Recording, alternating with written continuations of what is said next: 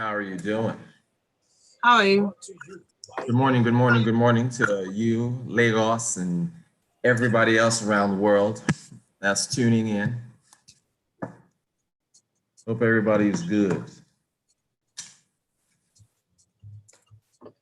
Smooth 98.1, love music, love life. You're very welcome to today's edition of Business Express 981.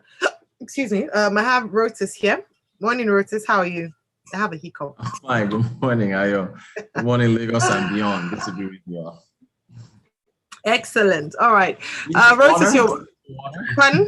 Yes, I do. When you're speaking, I'll just quickly get something to drink. All right. So if you'd like to join the conversation, you can do so on our YouTube channel. We're streaming live right now, and then also on WhatsApp. Here's how you can send the message: 0809 444 0981. Thank you so much. Lots going on here. First of all, maybe we should leave the birthday stuff to the end, but might as well start with it. So Lagos, today is a very, very interesting special day. So Barack Obama and Central Bank Governor of Nigeria, Godwin Emefiele, both turned 60 years old today. I did not know that. I did not know they both shared a birthday. Very interesting to think about how both men impacted their respective economies, with Emefiele being the governor of the central bank of the largest economy in Africa, and Obama being the former president of the largest economy in the world. So happy birthday to the both of them. The IMF, the International Monetary Fund, has announced special drawing rights of the tune of $650 billion for emerging economies that have been struggling from their fiscal structures being impacted by COVID-19. I think Nigeria is gaining about 3 billion or so from the SDR, which are special drawings rights. It's a form of financing that countries are able to access from the International Monetary Fund. So 650 billion, some of that being allocated to economies that have struggled, and then the rest of it, some of it will also be allocated to the more developed economies, because everybody has been struggling with this. Very interesting. While we're on COVID-19, Lagos State Governor Babajide Sanwo-Olu addressed Lagosians. It was either yesterday or the day before yesterday, talking about how there's a third wave. We have to be cognizant of that. We have to take necessary precautions. Yeah. Now, we just got 4 million, I think, 4 million doses of Moderna. Yeah. Yes. Now, what the thing is, it's very interesting. When I think about the IMF allocating money to emerging markets and developed markets, I have to think about where both economies are with respect to how they're dealing with COVID vaccinations. It's really fascinating to look at it. And so where the Western world is now, they have gone so far ahead in vaccinations that they are now mandating that everybody be vaccinated. So you've got President Joe Biden saying that US workers have to be vaccinated if they're going to come to the office physically. Yeah. On Tech Friday, we talked about Twitter, Google, I think Facebook, talking about mandated vaccinations for US workers. Yeah. I think Tyson Foods just made an announcement yesterday. So slowly but surely, corporations and businesses in the developed world are now saying that, look, most of the infections we're seeing in this Delta variant are coming from unvaccinated people who have not been vaccinated. Just yesterday, New York City, Bill de Blasio, the mayor of New York, announced a key New York pass, a vaccination pass. Essentially, if you want to get access to restaurants, gyms, I saw that. Yeah, you have to be vaccinated now. So that just tells you, when you take a step back and look at how far advanced they are so far ahead that now it's, I think about 55% of Americans or 60% of Americans are now vaccinated. That's a nation of 320-something million people, right? So you now take back and come to Nigeria here, where the commercial capital of Africa's largest economy, Lagos, the governor is saying that, look, this is where we are. Everybody has to take precautions. We are not at that level where we can now start to mandate vaccines. Because now de Blasio in New York is saying they're going to consult with businesses. They are putting the emphasis on businesses in to be able to enforce this. Businesses are saying it might be an issue. So the thing is, you have to think about the gap between the economies and what the impact is. Look at, was it Emirates or UAE? Sorry, UAE just announced that I think they're not allowing direct flights Not yet. direct flights, just transit flights. Transit flights are now allowed. Before it was a total ban. So you think about what the impact is with respect to the COVID, what COVID is still doing to us. So while you celebrate the fact that yes, Nigeria is getting $3.3 or $3.4 billion from the IMF Special Drawing Rights Fund, good, but there are other economies that are taking this money, are using it in ways that allow them to move further ahead. The stats on vaccination so far, this is very important. Purchases are the largest funnel through which nations acquire vaccines. We here in Nigeria, we are so far depending on donations from COVAX and all the other PEP, all the other, so it's purchases. You have to have the money to buy these vaccines to be able to accelerate it. So we're still there in terms of how the economy is dealing with the vaccine and how we react to it compared to developing nations. It's worthy of note that the recent 4 million Moderna vaccines were donated to Nigeria by the US. So talking about free vaccines. However, I think it was last week, we talked about the president, or before he traveled at least, signing in an additional budget for the management of COVID-19, part of which is meant to be used to buy vaccines, to purchase vaccines, Johnson & Johnson vaccines.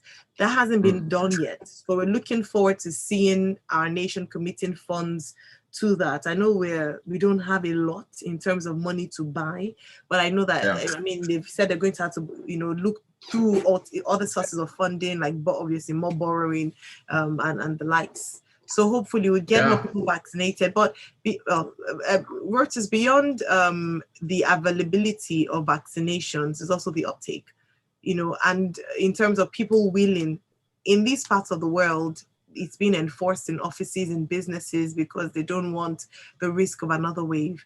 Do you think that businesses in Nigeria, organizations would tend towards that? Do you think would come to a point where organizations would have to require that their staff members are vaccinated?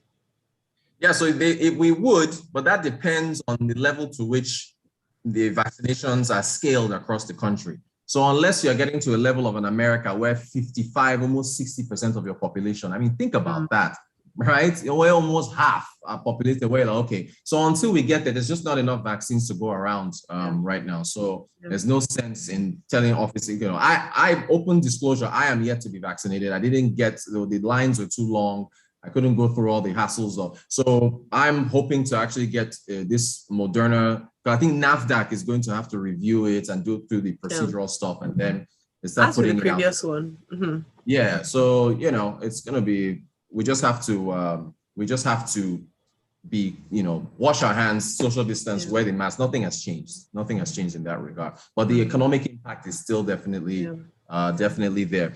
Still on airlines, I think I mentioned UAE not, allowing transit flights. I can't remember the name. There's a representative on an aviation panel in the House of Representatives appealing to the central bank to make foreign exchange available to aviation players. Chief of which reason being that airline maintenance, airline purchases, airline leases come from overseas. You have to think again, this goes back to Nigeria's import dependency, right? Yeah. If Ajaokuta Steel was up and running and we had a vibrant, sector, steel manufacturing capabilities, and Nigeria was able to, for instance, Boeing, Airbus, you could manufacture planes here, do your airline maintenance here. You wouldn't need to be appealing to the central bank to provide you with foreign exchange in order to get airplanes from overseas. And things are so tight right now, I don't know the possibility of that happening. But it's just, yes, another reminder that, look, you need to, get your manufacturing up to be able to, produce what it is you need to reduce your FX dependency for imports. Yeah. Right, that rep is the chairman, House of Representatives Committee on Aviation, Nolim Naji. He was speaking, saying that he urged the CBN. Interestingly enough, yo, check this out. I don't know if this actually worked. I Googled him. I totally forgot his name, but I Googled him, right? Just to see who he was asking for. And some websites, so there's this transparency website that wants Nigerians to know which lawmakers are voting on what and doing what. So his number popped up. So I saved his number and I sent him a WhatsApp message like, hi, I'm in the media and I wanted to get confirmation on the fact that your aviation panel in the House of Reps actually asked for FX allocations to the central bank. He hasn't replied, but if that number, I'm going to call the number later on because it's still too early. I sent him the text message around WhatsApp around 5 a.m., 4:30 a.m. this morning. But if it works, then that's really going to be amazing to see websites and Nigerians here who are actively saying, oh, yeah, these are the reps that are representing you. These are their phone numbers. This is who they are. So I'm going to see if that number actually works. I'll be blown away. Please let us know. Do you know what I suspect? It might be his PA's number. So it's a contact number for him. I don't know if his personal number would be on there, but it might be his PA or his office. We'll see. Yeah. We'll see. Please let us know how that response goes. It'll be really, at least it's for something positive or something you're confirming news items. So it's not anything that he would feel. I should be able to Google any representative in legislature that is deliberating on matters that impact me as a member of the media. I should be able to call them or contact them and say, sir, madam, can you please confirm the fact that this newspaper said that this is what you are doing in the chambers? So yeah, I mean, I should be able to call anybody. I should be able to call Sanwo-Olu if I want to and ask him a question, or at least through his reps on it. It's pretty interesting stuff. All right, Rotus, I need to take this comment from Dele in Aja saying, going back to the vaccines and the concerns. It says, hi, Ayo and Rotus. How can one take this vaccine after seeing a vaccinated person putting a light bulb on the vaccine spot on his arm and the light bulb's light? I need you to object me with. Yeah, that's completely fake. That's been debunked. Those are people just being mischievous. They did it with a coin. They did it with a key. They did it with life. It's fake. It's totally fake. Disregard every single. The reason why this is important is that we see videos like that and think, nah, no one is going to believe this. But, it's important to know that people do watch these things and believe them. And that's why it is viral. And it is important to debunk these myths, because these are some of the reasons why people are reluctant to take the vaccine and are saying that. Yeah, but I think, point well made. But I think people should be careful of the sources where they get these things from. So please I'm sorry, Facebook is a haven for fake news, and so is WhatsApp. YouTube.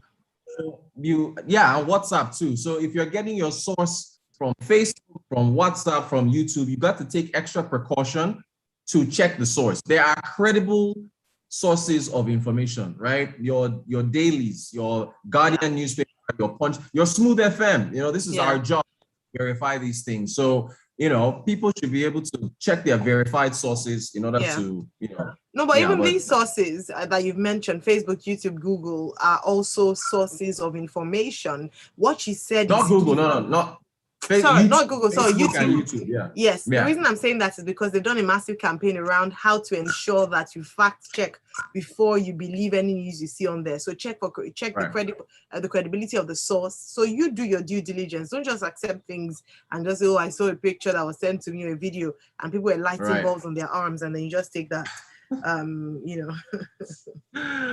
Exactly. Matthew says even electric fish does not light bulb directly. It's hilarious. All right, that's all we can take. Thank you so much, Rotus. Again, happy birthday to the giants you mentioned. Barack Obama, Anthony Lumelu, 60 years old. Godwin Emefiele, not sorry. Lumelu. Why is They are both You bankers. probably think about Tony Elumelu a lot, but Godwin Emefiele, the central bank governor. Happy 60th birthday to both of them. Happy 60th birthday. All right. Thank you so much, Rotus. And thanks to everyone who's watching and everyone who sent in messages. Have a good day. We continue the show. That's a Smooth Breakfast show as we have Freshly Pressed 981 at 7:30. Before then, enjoy some smooth music here on Smooth 98.1. I'm Ayo Mairo-Ese with Valentine Ohu. Express, brought to you by EnterSwitch.